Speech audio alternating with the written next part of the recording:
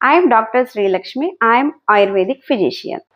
ఈరోజు బ్రహ్మ ముహూర్తం గురించి చర్చించుకుందాం. బ్రహ్మ ముహూర్తం అంటే ఏంటి? బ్రహ్మ అనగా గాడ్ ఆర్ నాలెడ్జ్. ముహూర్తం అనగా 48 minutes. బ్రహ్మ ముహూర్తం అనగా సూర్యోదయానికి ముందు వచ్చే 2 ముహూర్త కాలంని బ్రహ్మ ముహూర్తం అంటారు. ఆయుర్వేద శాస్త్రంలో బ్రహ్మ ముహూర్తాన్ని అష్టాంగ సంగ్రహ సూత్ర స్థానంలో ఇలాగ వివరించారు. బ్రాహ్మే ముహూర్తే ఉత్తిష్టే జీర్ణాజీర్ణం నిరూపయన్ రక్షార్థమాయుష స్వస్థ. అనగా బ్రహ్మ ముహూర్త కాలంలో నిద్ర లేవాలి అనుకున్నప్పుడు ముందు రోజు భుజించిన ఆహారము జీర్ణమైందా లేదా అని నిశ్చయించుకున్న తర్వాత మాత్రమే బ్రహ్మ ముహూర్తంలో నిద్ర లేవాలి అని వివరించారు. బ్రహ్మ ముహూర్తంలో లేవడం వలన మన ఆయుష్ పెరగడమే కాకుండా ఆరోగ్యం కూడా చక్కగా ఆరోగ్యవంతులుగా ఉండగలుగుతారు.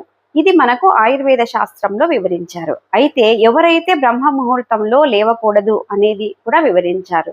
గర్భిణీ స్త్రీలు, వృద్ధులు, పిల్లలు, ఇంకా జబ్బు పడిన వారు వీళ్ళు బ్రాహ్మీ ముహూర్తంలో నిద్ర లేవడానికి అనర్హులు.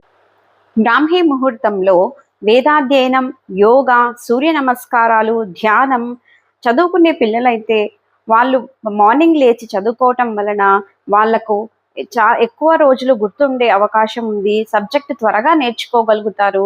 ఇన్ని రకాల ప్రయోజనాలు బ్రాహ్మీ ముహూర్తంలో లేవడం వలన ఉంటుంది.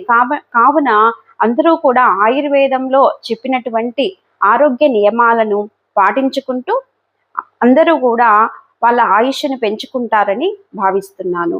Prevention is better than cure. Thank you.